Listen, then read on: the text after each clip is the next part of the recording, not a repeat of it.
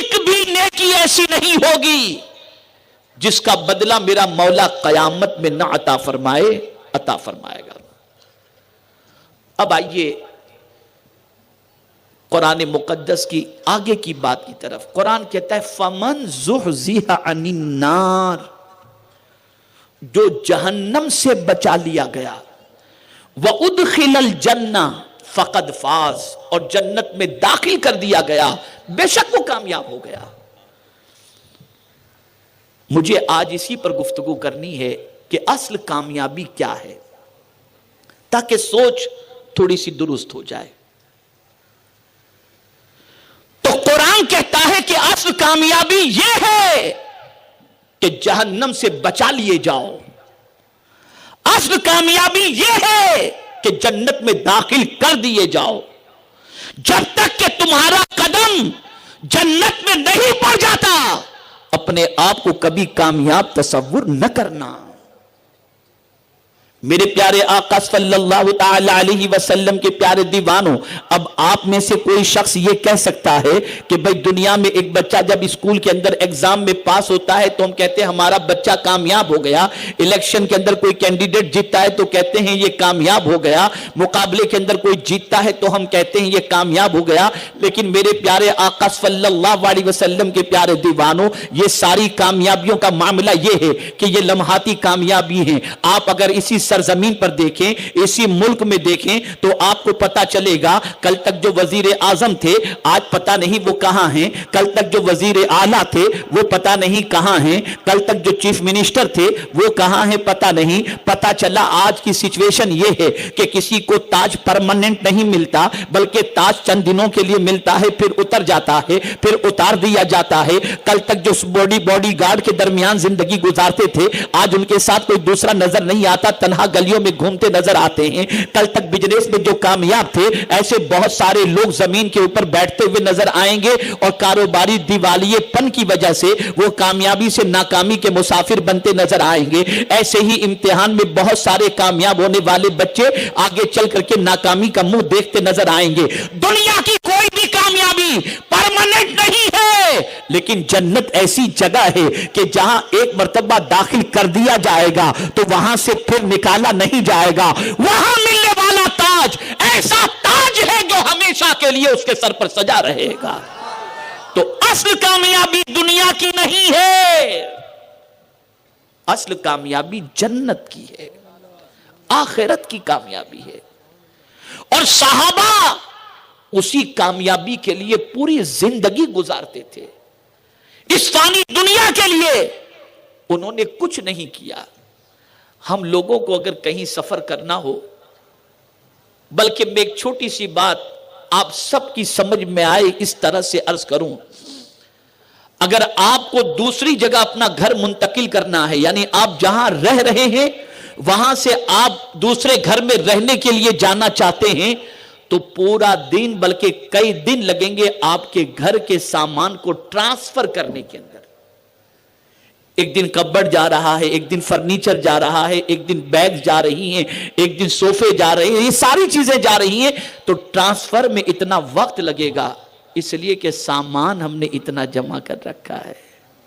لیکن اللہ والے تو ایک ملک سے دوسرے ملک منتقل ہوتے تو ایک چھوٹی سی اٹیچی کے علاوہ کچھ نہیں ہوتا تھا۔ وجہ کیا تھی؟ کیا وہ غریب تھے؟ توجہ چاہوں گا، غریب تھے؟ نہیں، بہت مالدار تھے۔ وہ جانتے تھے کہ یہ ساری چیزیں یہاں رہ جائیں گی، جو چیز ساتھ چلنے والی ہے وہ اعمال ہیں، تو ان کے پاس اعمال کا اتنا خزانہ ہوتا کہ وہ جب اس دنیا سے جاتے تو ساری دنیا ان کو یاد کر کے رویا کرتی تھی اور یہ کہتی تھی کہ کتنے اچھے انسان اس دنیا سے گئے، اور گئے تو نیکیوں کا خزانہ اپنے ساتھ لے کر کے گئے ہیں۔ میرے پیارے آقا صلی اللہ تعالی علیہ وسلم کے پیارے دیوانوں، جاننا تو سب کو ہے، کوئی پرماننٹ رہنے کے لیے نہیں آیا، مستقل رہنے نہیں آیا، لیکن یہ فلسفہ ذہن میں رکھو، جہنم سے بچا لیے گئے اور جنت میں داخل کر دیے گئے تو قرآن کہتا ہے کہ بے شک وہ بندہ کامیاب ہو گیا، بے شک وہ بندہ۔ اب ہم وہ کیا چیز کریں جس سے ہماری موت بھی آسان ہو اور اللہ عز و جل اپنے فضل و کرم سے جنت کا حقدار بھی بنا دے اور جہنم سے بھی بچا دے۔ تو حضور صلی اللہ علیہ وسلم نے جہنم سے بچنے کے لیے نسخے عطا فرمائے۔ ان میں سے ایک نسخہ یہ ہے، ام المؤمنین حضرت عائشہ صدیقہ رضی اللہ تعالی عنہا سے میرے آقا صلی اللہ علیہ وسلم نے ارشاد فرمایا، اے عائشہ، تم سے ہو سکے تو کھجور کی ایک گٹھلی ہی صدقہ کر کے جہنم سے بچنے کا اہتمام کرو۔ یعنی اگر کوئی شخص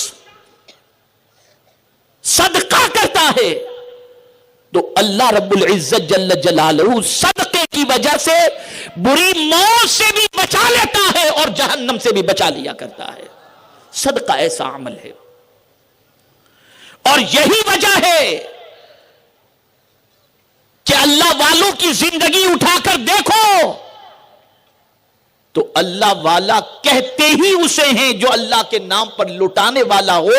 قرآن مقدس میں رب قدیر جل جلالہ نے فرمایا، ذالک الکتاب لا ریب فیہ ھدی للمتقین الذین یؤمنون بالغیب ویقیمون الصلاۃ ومما رزقناہم ینفقون۔ متقین وہ ہیں جن کو ہم نے روزی دی تو وہ ہمارے نام پر لٹاتے ہیں، یہ متقین ہیں، یہ اللہ والے ہیں۔ یہ ہم جو ڈر جاتے ہیں چھوٹی چھوٹی چیزوں سے، چھوٹے چھوٹے معاملے سے، چوہے سے ڈر جاتے ہیں، کتے بلی سے ڈر جاتے ہیں، اور اللہ والے شیروں سے نہیں ڈرتے تھے۔ مجھے یاد ہے وہ واقعہ کہ ایک جلیل القدر صحابی جب افریقہ کی سرزمین پر پہنچے اور وہاں کے لوگوں کو انہوں نے آغوش اسلام میں قدم رکھنے پر آمادہ کیا اور لوگ مسلمان ہوئے، تو ایک علاقے میں لوگ مسلمان ہوتے اور پھر اس علاقے سے وہ دوسری طرف جاتے تو پھر ان کا ایمان تھوڑا سا کمزور ہو جاتا، لوگ ورغلاتے، ایمان کمزور ہو جاتا۔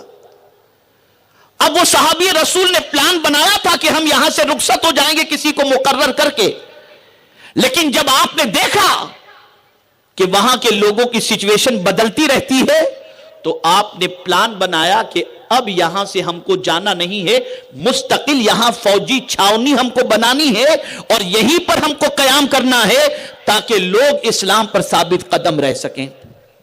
توجہ چاہوں گا، اب جب مستقل قیام کی بات آئی تو کہاں چھاونی لگائی جائے اور صحابہ کہاں رکیں، تابعین کہاں رکیں، یہ بات سامنے آئی۔ تو وہ صحابی فرماتے ہیں کہ فلاں جو جنگل ہے اس جنگل کے اندر ہم پڑاؤ ڈالیں گے۔ بس اتنا سننا تھا کہ تابعین نے عرض کیا کہ حضور آپ کیا فرما رہے ہیں، وہ تو شیروں کی جگہ ہے، وہ تو درندوں کی جگہ ہے، اس جنگل کے اندر تو جانور رہتے ہیں، ایک رات بھی ہمارے لیے گزارنا مشکل ہے، اس لیے کہ جانور ہمیں پھاڑ کھائیں گے اور ہم وہاں نہیں رہ سکتے۔ اب وہ صحابی رسول فرماتے نہیں رہنا ہے تو یہی رہنا ہے اور یہ میرا فیصلہ ہے۔ اب سارے تابعین نے اپنے صحابی کے فیصلے پر عمل کرنے کا ارادہ کر لیا، لیکن ایک تابعی نے عرض کیا کہ حضور ہماری جان کو خطرہ ہے، اس کے باوجود بھی ایسے جنگل میں آپ رہنے کی بات کر رہے ہیں جہاں پر درندے ہیں، شیر ہیں، کیڑے مکوڑے ہیں، اگر ہمیں وہ اذیت پہنچائیں تو پھر اس کا کیا علاج ہے؟ کچھ علاج بھی آپ نے کیا ہے؟ کہا ہاں۔ اب جواب سنیے آپ۔ کہا ہاں۔ کہا کیا علاج ہے؟ کہا فکر مت کرو، وقت پر ہم بتائیں گے، جب تمہارا ارادہ پختہ ہو چکا ہے تو اب تم دیکھو۔ اور پھر وہاں پر کھڑے ہو کر جنگل میں انہوں نے خطاب کیا، تابعین سے نہیں، جنگل کے جانوروں سے خطاب کیا، اور جانوروں کو خطاب کرتے ہوئے فرمایا، اے جنگل میں بسنے والے جانوروں، ہم نبی کے غلام ہیں، ہمارے لیے جنگل خالی کر دو تاکہ یہاں رہ کر کے ہم اسلام کو پھیلائیں۔ تھوڑی دیر گزری تھی کہ شیر گردن جھکائے جنگل سے جا رہے ہیں، چرین جنگل سے جا رہے ہیں، پرین جنگل سے جا رہے ہیں، اور وہ جنگل خالی ہوتا نظر آ رہا ہے، اور 40 سال تک اس جنگل کے اندر اللہ کے رسول کے غلاموں نے پڑاؤ ڈالے رکھا۔ پتہ یہ چلا جو اللہ سے ڈرتا ہے کائنات اس کے کنٹرول میں کر دی جاتی ہے۔ یہ غلامان رسول کی شان تھی. اسی علامہ عبد المصطفیٰ اعظمی صاحب علیہ الرحمہ نے اپنی کتاب میں اس واقعے کو نقل کیا ہے. ہم کیوں ڈر رہے ہیں؟ وجہ یہ کہ ایمان کمزور ہے، مال سے محبت ہے، موت کا خوف نکل گیا، موت سے نفرت ہو گئی. اے رسول گرامی وقار صلی اللہ تعالی علیہ وسلم کے پیارے دیوانوں، رسول اعظم صلی اللہ تعالی علیہ وسلم نے بڑی پیاری بات ارشاد فرمائی، اور یہ بات اچھی طریقے سے ذہن میں رکھیں.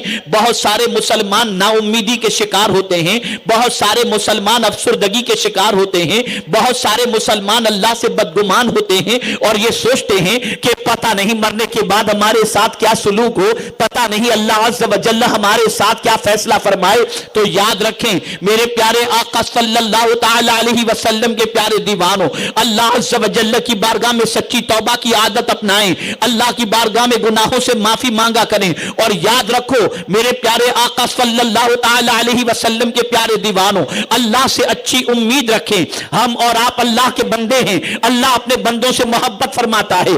اللہ اکبر. طبرانی میں موجود ہے حضرت معاذ بن جبل رضی اللہ تعالی عنہ سے رسول اعظم صلی اللہ علیہ وسلم نے فرمایا، اے معاذ اگر تم چاہو تو میں بتاؤں. عرض کرتے ہیں یا رسول اللہ صلی اللہ علیہ وسلم ضرور ارشاد فرمائیں. سرکار صلی اللہ علیہ وسلم نے فرمایا، جانتے ہو معاذ کل بروز قیامت اللہ سب سے پہلے اپنے مومن بندوں سے کیا سوال کرے گا؟ عرض کرتے ہیں حضور بہتر جانتے ہیں، اللہ بہتر جانتا ہے. سرکار صلی اللہ علیہ وسلم نے فرمایا، مولا قیامت میں اپنے بندوں سے، مومن بندوں سے پہلا سوال یہ کرے گا، کیا تم میری ملاقات کو پسند کرتے تھے؟ کیا ظاہر سی بات ہے کہ مرنے کے بعد رب سے مومنوں کو ملاقات، مومنوں کی ملاقات ہوگی. تو بندوں سے پوچھا جائے گا، اے میرے بندوں کیا تم میری ملاقات کو پسند کرتے تھے؟ بندے کہیں گے ہاں مولا ہم تیری ملاقات کو پسند کرتے تھے. تو میرا مولا فرمائے گا کیوں؟ وہ ارشاد فرمائے گا کیوں؟ تو بندے عرض کریں گے مولا ہم نے سنا تھا کہ تو معاف کرنے والا ہے، تو بہت بخشنے والا ہے، اس لیے تیری ملاقات کو ہم پسند کرتے تھے. میرے پروردگار کی رحمت کو جوش آئے گا اور ارشاد فرمائے گا، اے مجھ سے اچھا گمان کرنے والو اب تو تمہاری مغفرت میرے لیے واجب ہو گئی، جاؤ میں نے تم کو معاف کر دیا.